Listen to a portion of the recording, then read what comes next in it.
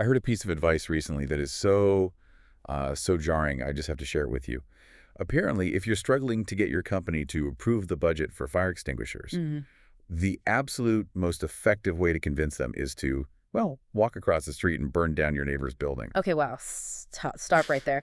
Before our legal department has a collective heart attack, we need to put a massive flashing neon disclaimer on that. Great. Please, to everyone listening, do not commit arson. We are definitely not advising you to burn down anything. Of course, put the Mhm. matches away.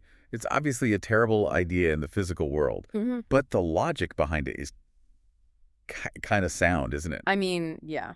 Nothing motivates a budget committee quite like seeing a disaster happen right next door. It makes that theoretical danger suddenly feel very, very real. Mm-hmm. But since we can't actually go around causing mayhem just to prove a point, we have to settle for the next best thing. Which is simulation. Exactly. War stories. Specifically, ethical hacking war stories. Yeah. Today on this deep dive, we are breaking down a fascinating real-world operation by the IBM X-Force team. Our main source is a really detailed account from Patrick Fussell, their global head of adversarial simulation. And that title, adversarial simulation, that's really the key distinction here. Patrick and his team, they're ethical hackers. They're the sparring partners for the defensive team. I really like that term, sparring partners. It implies a relationship. You know, it's not just about breaking things. It's about making the fighter stronger for the real bout. Precisely. The goal isn't humiliation, it's education. The big difference between Patrick's team and the actual criminal groups, the ransomware gangs, is that when Patrick's team succeeds, nobody ends up in an orange jumpsuit. Always a plus. And the company gets a detailed report on how to fix the holes rather than a ransom demand for $10 million. A significantly better outcome, yeah. So the mission for today is to walk through one specific real-world scenario that Patrick shared. We're going to trace the kill chain from a single download all the way to total network control. And it all starts with a concept that actually flips the traditional security model on its head. Assume breach. Assume breach. Right. This is a huge shift in mindset, right? It is. If you go back, say, 10 or 15 years, companies focused almost entirely on the perimeter. The idea was to build a massive digital wall, dig a moat, keep people out. But assume breach operates on the idea of zero trust, which I have to say, zero trust sounds a bit cynical, doesn't it? Like you're looking at your coworkers and thinking, okay, which one of you is a spy? It is cynical, but in cybersecurity, cynicism is a survival trait. The philosophy isn't personal, it's structural. You don't design your defenses hoping the bad guys stay out. You design them assuming they are already inside. Because it's not a matter of if you get breached, but when. Exactly. So, for this specific war story, Patrick's team didn't spend weeks trying to guess a password to get in. They started inside the building. Okay, I want to pause on this because when I first looked at the case, I thought, wait, isn't that cheating? If you just have a guy on the inside open the door for you, doesn't that defeat the whole purpose? It's a common reaction. But Patrick argues that using an insider is actually the most realistic way to test a network today. I mean, think about the big breaches you hear about. How do they start? It's usually phishing, right? Or someone loses a laptop. Exactly. They rarely start with a genius hacker in a hoodie cracking a firewall. They start because an employee gets tricked or their machine gets compromised. The insider has that superior knowledge and access that an outsider just doesn't. That's a fair point. If you only test the front door, you're ignoring the fact that someone might just hand over their keys. So in this simulation, how did the hack actually kick off? The ethical hackers hosted a payload, the malicious software on a public software store. Looked totally legitimate. Then they had their insider download and run it. And just like that, the game begins. Just like that. That act of running the software creates what's called an implant. Implant always sounds so sci-fi horror to me, like something burrowing into you. In a digital sense, that's exactly what it is. Once that software runs, the implant phones home. It calls out to a server on the internet controlled by the hackers, the C2 server, and it just says, I'm in, I'm awake, what do you want me to do? C2 standing for command and control. Correct. It's the lifeline. Without that connection, the malware is just dead in the water. The C2 channel is how the hacker remotely drives the infected computer. Now here's where the technical detail really matters. The tool they used wasn't some generic virus from the 90s. No, not at all. This is a specialized tool called Low-Key C2. It was written by a well-known researcher, a hacker named Bobby Cook, who goes by the handle Boku. Low-key. I'm guessing the name is pretty intentional. Very. The entire point of this tool is stealth. It is designed specifically to evade EDR, that's endpoint detection and response systems. Okay, can you clarify that? We hear antivirus and EDR all the time, but they aren't the same thing. Not quite. Think of antivirus like a bouncer at a club who has a list of banned guests. If your face matches a mugshot, you don't get in. It's all about known threats. This is signature-based. Exactly. But EDR is more like a security camera system with behavioral analytics inside the club. It's watching what people do. So even if the bouncer lets you in, if you start smashing glasses, the EDR system sees that and kicks you out. Perfect. EDR looks for weird behavior like a calculator app suddenly trying to connect to the internet. Low-key C2 is designed to act normal. It masks its traffic to look like regular web browsing. And that's the scary part. You might have this expensive EDR running, but this software was sophisticated enough to slip right past it without triggering an alarm. So now the hackers have a foothold. They have a silent line of communication into the network. But, and this is a crucial point Patrick makes, they don't necessarily know where they are yet. Right. It's not like the movies, with the guy in a hoodie typing furiously as green code flies by, and 30 seconds later he shouts, "I'm in the mainframe!" Yeah, and he somehow knows exactly where the secret files are instantly. That's just not reality. Patrick describes this first phase as detective work. When they land on that first machine, they're flying blind. They have to learn the org chart, the processes, the tech. They're basically digital anthropologists. For the first few hours, yes. And interestingly, the best place to learn about a company's secrets isn't usually some dark, encrypted server. It's somewhere much more mundane. Let me guess. SharePoint. You got it. SharePoint, or whatever internal wiki or file share the company uses, the same place you go to find the holiday calendar. Or the cafeteria menu. And it's where IT departments, who are always overworked, often store documentation. The hackers just started combing through file shares, looking for network diagrams, onboarding guides, scripts they were just reading. And this is where they found the aha moment. The smoking gun. They found a script. It was a legacy script, something related to an old Active Directory process, probably written years ago to automate some mundane task. Legacy script is basically code for old thing nobody touches because we're afraid it'll break everything. Exactly. It's the "it just works, so don't breathe on it" mentality. But here's the critical flaw.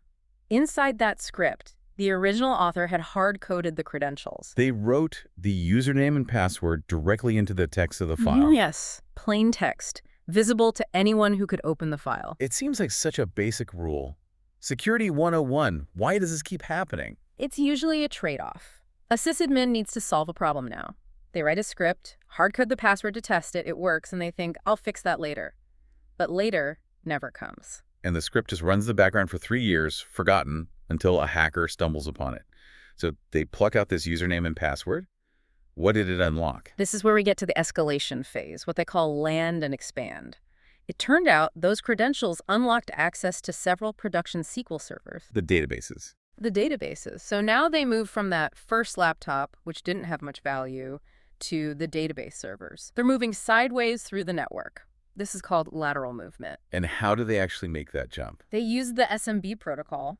It's just the standard way computers share files and printers on a network. Because it's so common, the traffic looks completely normal. They just hopped over. Okay, so they're on the database servers. Is this where they steal all the customer data? Not yet. Remember, their goal is total domain dominance. So once they were on the SQL boxes, they performed credential dumping. That sounds unpleasant. What does that mean? It's a technique where you investigate the system's working memory, the RAM or the disk, to see if anyone else has left their keys lying around. When you log into a computer, your credentials are temporarily stored in memory. Hackers use tools to scrape that memory. It's like finding a key under the mat, opening the door, and then rummaging through the drawers to find the keys that unlock all the other rooms in the house. Yep. That is a perfect analogy.